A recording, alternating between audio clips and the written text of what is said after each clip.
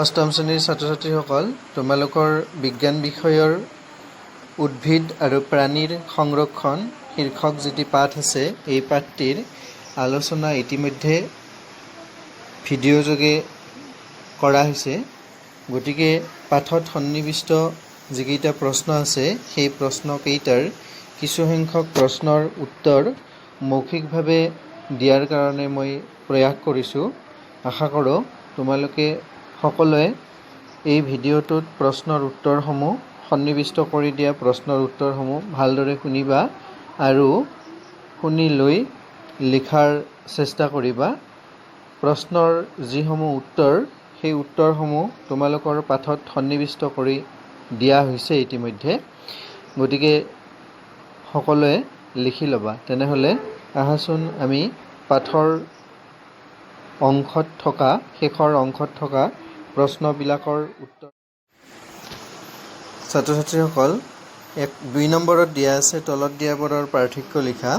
তাত ক নম্বৰটো দিয়া আছে অভয়াৰণ্য আৰু সংৰক্ষিত জীৱমণ্ডল। পাৰ্থক্য লিখিব লাগে। তো অভয়াৰণ্যত আমি লিখিম যে প্ৰাণীসমূহ আৰু সিহঁতৰ আৱাসস্থানক কোনো ধৰণৰ ক্ষতি হ'ব নোৱাৰাকৈ সংৰক্ষণ কৰা অঞ্চলে হৈছে অভয়াৰণ্য।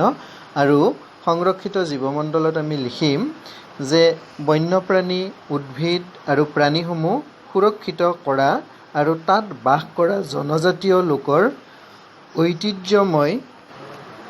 ঐতিহ্যময় জীৱনৰ ৰক্ষণাবেক্ষণ দিয়া বৃহৎ অঞ্চলে হৈছে সংৰক্ষিত জীৱমণ্ডল। গতিকে অভয়াৰণ্যৰ লগত ইয়াত আমি এটা বিশেষত্ব পাইছোঁ যে সংৰক্ষিত জীৱমণ্ডলত কি কোৱা হৈছে, জনজাতীয় লোকৰ ঐতিহ্যময় জীৱনৰ ৰক্ষণাবেক্ষণ দিয়া এটা বৃহৎ অঞ্চলৰ কথা কৈছে। খ নম্বৰ প্ৰশ্নটো হৈছে চিৰিয়াখানা আৰু অভয়াৰণ্য। গতিকে চিৰিয়াখানাৰ আৰু অভয়াৰণ্যৰ পাৰ্থক্য লিখিলে আমি লিখিম যে চিৰিয়াখানা হৈছে মানুহে গঢ়ি তোলা জীৱ জন্তু সংৰক্ষণৰ কাৰণে এটা বৃহৎ ক্ষেত্ৰ, আৰু অভয়াৰণ্য ইয়াৰো কি আছে, এটা নিৰ্দিষ্ট পৰিসৰ আছে। কিন্তু চিৰিয়াখানাত জীৱ জন্তুবিলাকক মানুহে কি কৰে, বাসস্থান সাজি দিব লাগে। আৰু সেই বাসস্থানত চিৰিয়াখানাত সেই বাসস্থানবিলাকত জীৱ জন্তুবিলাকক মানুহে খাদ্যৰ যোগান ধৰে আৰু জীৱ জন্তুবিলাকে এটা বন্দী জীৱন যাপন কৰিবলগীয়া হয় চিৰিয়াখানাত। কিন্তু অভয়াৰণ্যত যিহেতু প্ৰাকৃতিকভাৱে গঢ়া এটা অঞ্চল, গতিকে জীৱবিলাকে কি কৰে, অভয়াৰণ্যত মুক্তভাৱে বিচৰণ কৰি ফুৰিব পাৰে। অভয়াৰণ্যবিলাকত জীৱ জন্তুবিলাকক মানুহে খাদ্যৰ যোগান ধৰিব নালাগে। কিন্তু চিৰিয়াখানাত মানুহে জীৱ জন্তুবিলাকক খাদ্যৰ যোগান ধৰিবলগীয়া হয়। গতিকে এইখিনি তোমালোকে এই পাৰ্থক্যটোত লিখিবা। ইয়াৰ উপৰিও আমি আৰু এটা কথা লিখিব পাৰোঁ যে চিৰিয়াখানাত সকলো ধৰণৰ প্ৰাণীক দেখিবলৈ পোৱা নাযায়, কিন্তু অভয়াৰণ্যত বৃহৎ সংখ্যক বন্যপ্ৰাণী দেখিবলৈ পোৱা যায়। ইয়াৰ পিছত আমি পাম গ নম্বৰটোত দিয়া আছে লুপ্তপ্ৰায় আৰু বিলুপ্ত প্ৰজাতি। গতিকে শব্দ দুটা তোমালোকে মন কৰিবা যে লুপ্তপ্ৰায় মানে হৈছে যি প্ৰাণী বা যিবিলাক বন্যপ্ৰাণী আমাৰ মাজৰ পৰা নাইকিয়া হৈ যোৱাৰ উপক্ৰম হৈছে, কিন্তু নাইকিয়া হৈ যোৱা নাই, আমাৰ মাজৰ পৰা নাইকিয়া হৈ যোৱাৰ পথত। কিন্তু বিলুপ্ত প্ৰজাতিবিলাক হৈছে যিবিলাক প্ৰজাতি আমি এতিয়া দেখিবলৈ নাপাওঁ, যিবিলাক প্ৰজাতি আমাৰ মাজৰ পৰা ইতিমধ্যেই নাইকিয়া হৈ গৈছে, এনেকুৱা প্ৰজাতিবিলাকক কোৱা হৈছে বিলুপ্ত প্ৰজাতি। গতিকে তোমালোকে কি লিখিবা যে লুপ্তপ্ৰায় হৈছে আমাৰ মাজৰ পৰা উদ্ভিদ বা প্ৰাণীবিলাক নাইকিয়া হৈ যোৱাৰ পথত বা নাইকিয়া হৈ যোৱাৰ উপক্ৰম হৈছে। কিন্তু বিলুপ্ত প্ৰজাতি বুলি ক'লে যিবিলাক প্ৰজাতি আমাৰ মাজৰ পৰা ইতিমধ্যে নাইকিয়া হৈ গৈছে, সেইবিলাকক আমি কি ক'ব পাৰোঁ, বিলুপ্ত প্ৰজাতি বুলি ক'ব পাৰোঁ। গতিকে এইখিনি তোমালোকে এই প্ৰশ্নটোৰ উত্তৰত লিখিবা।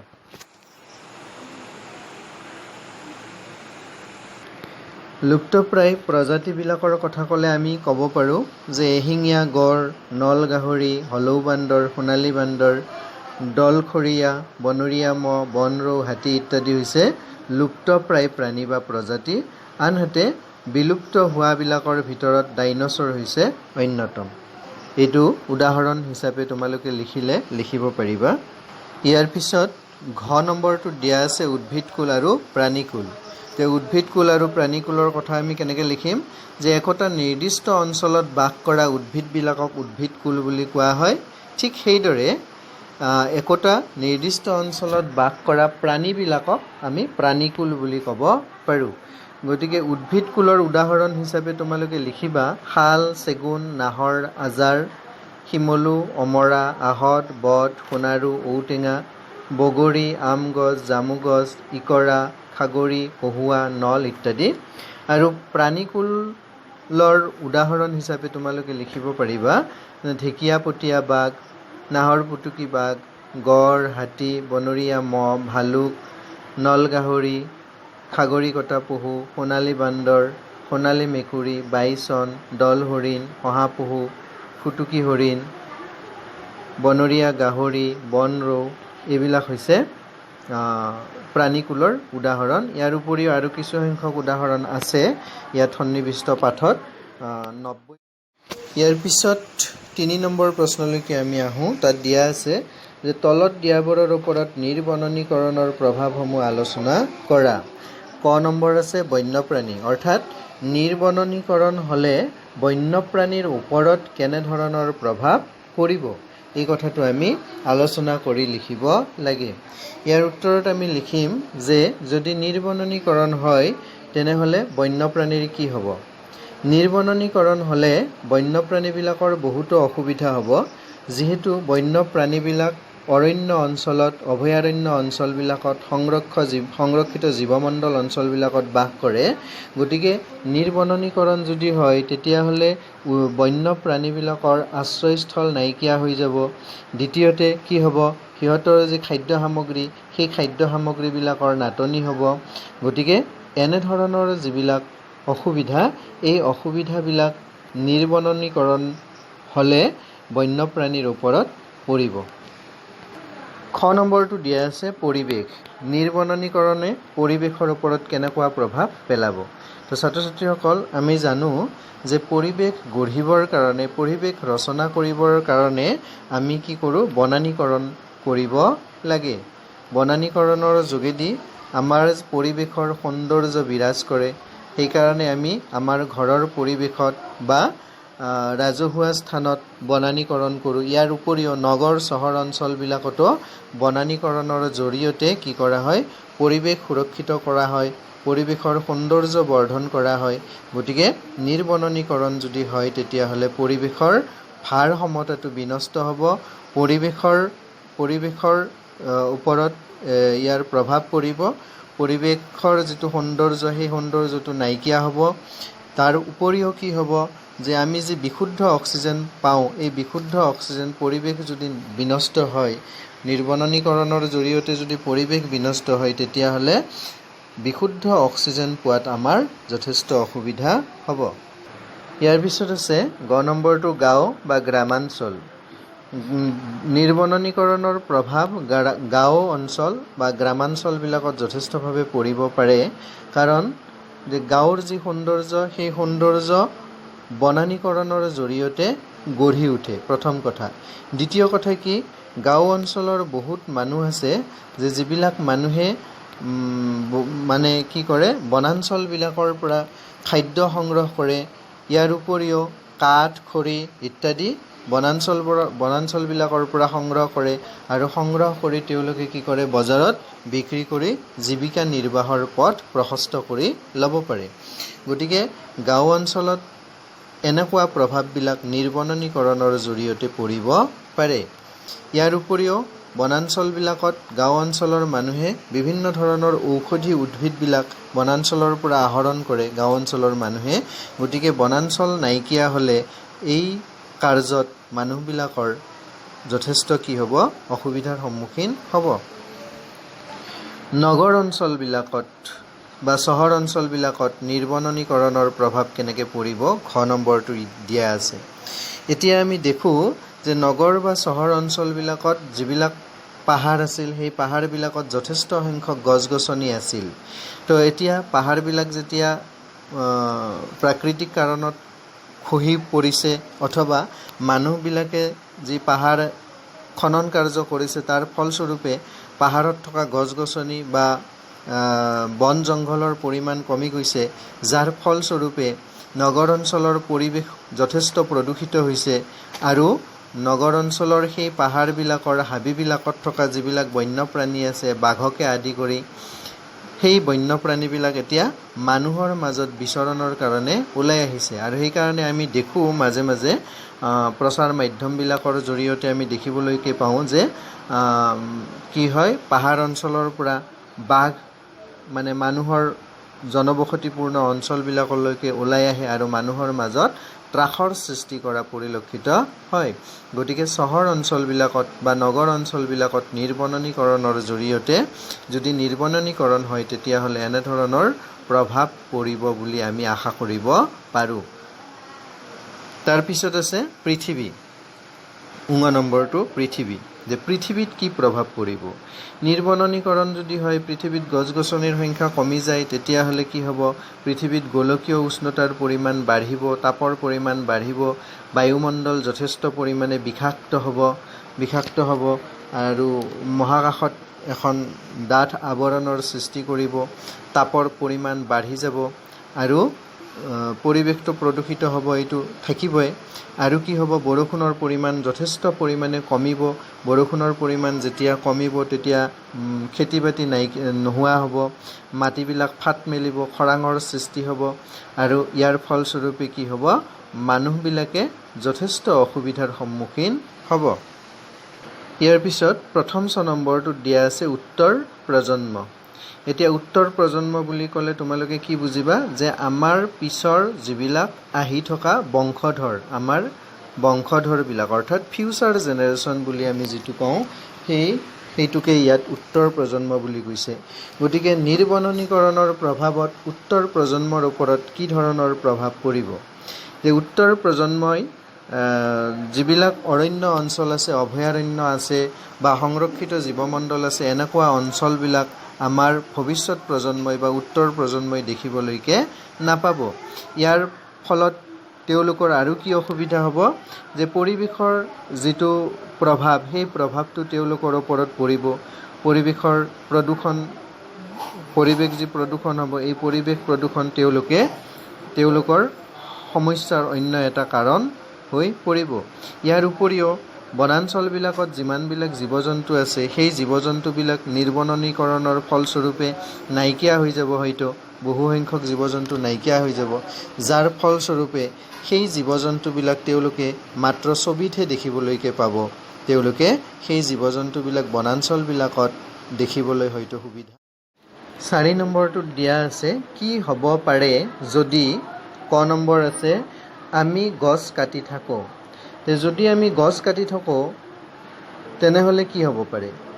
গছ কাটি থাকিলে এটা সময়ত আমাৰ চৌপাশে থকা, আমাৰ পৰিৱেশত থকা গছ গছনিবিলাক নাইকিয়া হৈ যাব। নাইকিয়া হৈ যোৱাৰ পিছত পৃথিৱীৰ যি গোলকীয় উষ্ণতা, এই উষ্ণতা বাঢ়ি থাকিব, পৰিৱেশ বিনষ্ট হ'ব, অক্সিজেন নাইকিয়া হৈ যাব, বিশুদ্ধ অক্সিজেন আমি পোৱাত বাধা পাম। ইয়াৰ উপৰিও গছ যেতিয়া আমি কাটিম তেতিয়া কি হ'ব, বৰষুণ নহ'ব। পৃথিৱীত যেতিয়া বৰষুণ নহ'ব তেতিয়া খেতি বাতি নহ'ব, আৰু খেতি বাতি যেতিয়া নহ'ব পৃথিৱীত বা আমাৰ খাদ্যৰ এটা অনাটনৰ সৃষ্টি হ'ব। সেইকাৰণে আমি গছ কাটিব নালাগে। গছ যদি কাটোঁ তেনেহ'লে আমাৰ জীৱনৰ ওপৰত এনেকুৱা প্ৰভাৱ পৰিব পাৰে। নম্বৰটো দিয়া আছে প্ৰাণীৰ আৱাসস্থান বাধাগ্ৰস্ত হয়। কি হ'ব যদি প্ৰাণীৰ বাসস্থান বাধাগ্ৰস্ত হয়। এতিয়া সকলোকে জীয়াই থাকিবৰ কাৰণে 3টা বস্তুৰ প্ৰয়োজন, মৌলিক প্ৰয়োজন, খাদ্য, বস্ত্ৰ আৰু বাসস্থান। গতিকে জীৱ জন্তুবিলাকৰ যেনিবা বস্ত্ৰৰ প্ৰয়োজন নহয়, কিন্তু খাদ্য আৰু বাসস্থানৰ সকলোকে প্ৰয়োজন হয়। গতিকে যদি প্ৰাণীবিলাকে থকা ঠাই বিচাৰি নাপায় তেনেহ'লে সেই প্ৰাণীবিলাকে বাসস্থানৰ সন্ধানত হয়তো এঠাইৰ পৰা অন্য এঠাইলৈকে গুচি যাব পাৰে।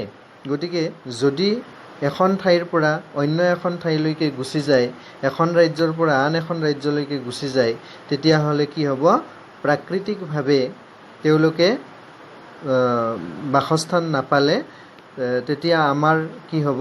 আমাৰ যি জীৱ জন্তুক লৈ আমি যি গৌৰৱ কৰোঁ, আমাৰ যি সৌন্দৰ্য আছে, অসমৰ কথা মই কৈছোঁ, গতিকে সেই সৌন্দৰ্য বাধাগ্ৰস্ত হ'ব। আৰু বন্যপ্ৰাণীবিলাকক লৈ আমি যি আৰ্থিকভাৱে এটা পুঁজি আহৰণ কৰোঁ, সেই দেশৰ অৰ্থনীতিত যি দেশৰ অৰ্থনীতি কি হ'ব? দুৰ্বল হৈ পৰিব। প্ৰাণীৰ বাসস্থানত বাধাগ্ৰস্ত হ'লে সেই প্ৰাণীবিলাক অন্য ঠাইলৈকে গুচি যাব আৰু আমাৰ দেশে কি হ'ব? দেশ বা ৰাজ্যই আৰ্থিকভাৱে যথেষ্ট পৰিমাণে বাধাগ্ৰস্ত হ'ব। গ নম্বৰটো দিয়া আছে, মাটিৰ ঊৰ্ধ্বতম স্তৰ উন্মুক্ত হয়। মাটিৰ ঊৰ্ধ্বতম স্তৰ যেতিয়া উন্মুক্ত হ'ব, উন্মুক্ত মানে যদি খোলা হয়, তাৰ ওপৰত যদি বন জংঘল ইত্যাদি নাথাকে, তেনেহ'লে মাটিৰ ঊৰ্ধ্বতম স্তৰটো বানপানী, খৰাং এনেকুৱা প্ৰাকৃতিক দুৰ্যোগৰ ফলস্বৰূপে সেই স্তৰটো ক্ষয় হ'ব। আৰু যেতিয়া সেই স্তৰটো ক্ষয় হৈ গুচি যাব, তেতিয়া আমাৰ খেতি বাতি কৰাত যথেষ্ট অসুবিধাৰ সৃষ্টি হ'ব। তাৰ কাৰণ হ'ল যে খেতি বাতি কৰিবৰ কাৰণে ঊৰ্ধ্বতম স্তৰটো, মাটিৰ ঊৰ্ধ্বতম স্তৰটো প্ৰয়োজন। তাৰ কাৰণ হৈছে যে ঊৰ্ধ্বতম স্তৰটোত উদ্ভিদৰ কাৰণে যিখিনি উপাদান, সেই উপাদানখিনি যথেষ্ট পৰিমাণে তাত পোৱা যায়। গতিকে সেই স্তৰটো ক্ষতিসাধন হ'লে তেতিয়াহ'লে মাটিৰ ওপৰত বন জংঘল যেতিয়া নগজিলে মাটিৰ সেই ওপৰৰ স্তৰটো ক্ষয় হৈ গুচি যাব, বানপানী অথবা। 5 নম্বৰ প্ৰশ্নটোত দিছে চমু উত্তৰ দিয়া যে আমি কিয় জৈৱ বিভিন্নতা সংৰক্ষণ কৰিব লাগে। ইয়াৰ উত্তৰত আমি ক'ম যে জৈৱ বিভিন্নতা হৈছে এটা অঞ্চলত পোৱা বিভিন্ন প্ৰকাৰৰ উদ্ভিদ, প্ৰাণী আৰু অণুজীৱৰ সমষ্টি। এইবিলাকেই হৈছে জৈৱ বিভিন্নতা। গতিকে জৈৱ বিভিন্নতা যদি আমি সংৰক্ষণ নকৰোঁ, জৈৱ বিভিন্নতা সংৰক্ষণ নকৰিলে তেতিয়াহ'লে পৰিৱেশৰ আউল লাগিব পাৰে। উদ্ভিদৰ সংখ্যা যদি বাঢ়ি যায়, প্ৰাণীৰ সংখ্যা কমি যায়, তেতিয়া উদ্ভিদৰ অসুবিধাৰ সৃষ্টি হ'ব, উদ্ভিদৰ কাৰ্যত অসুবিধাৰ সৃষ্টি হ'ব। আনহাতে প্ৰাণীৰ সংখ্যা বাঢ়ি গৈ যদি উদ্ভিদৰ সংখ্যা কমি যায়, তেতিয়াহ'লে প্ৰাণীবিলাকৰ যথেষ্ট অসুবিধাৰ সৃষ্টি হ'ব। গতিকে জৈৱ বিভিন্নতাত কি হয়? এটা প্ৰাণী আন এটা প্ৰাণীৰ ওপৰত নিৰ্ভৰশীল, বা প্ৰাণীবিলাক উদ্ভিদৰ ওপৰত নিৰ্ভৰশীল আৰু উদ্ভিদবিলাকো প্ৰাণীৰ ওপৰত নিৰ্ভৰশীল হয়। সেইকাৰণে আমি জীৱ বিভিন্নতা সংৰক্ষণ কৰিব লাগে। ইয়াৰ উপৰিও আমাৰ পৰিৱেশৰ যিটো ভাৰসাম্যতা, কথাখিনি একেই আচলতে, পৰিৱেশৰ যিটো ভাৰসাম্যতা, এই ভাৰসাম্যতা ৰক্ষা কৰিবৰ কাৰণে আমি আচলতে জৈৱ বিভিন্নতা সংৰক্ষণ কৰা উচিত। 5 খ নম্বৰ প্ৰশ্নটো দিছে যে সংৰক্ষিত অৰণ্যবোৰো বন্যপ্ৰাণীৰ বাবে সম্পূৰ্ণ নিৰাপদ নহয়, কিয়? নিৰাপদ নহয় বুলি কৈছে আৰু কিয় সুধিছে? সংৰক্ষিত অৰণ্যবোৰো বন্যপ্ৰাণীৰ বাবে সম্পূৰ্ণ নিৰাপদ নহয়, কিয়? তাৰ কাৰণটো হৈছে যে সংৰক্ষিত অৰণ্যসমূহ বন্যপ্ৰাণীৰ কাৰণে সুৰক্ষিত নহয়। কাৰণ যে অৰণ্যৰ ওচৰে পাজৰে অবৈধভাৱে বাস কৰা মানুহ আৰু চোৰাং চিকাৰীয়ে কি কৰে? বনাঞ্চল বেদখল কৰে আৰু ধ্বংস কৰে।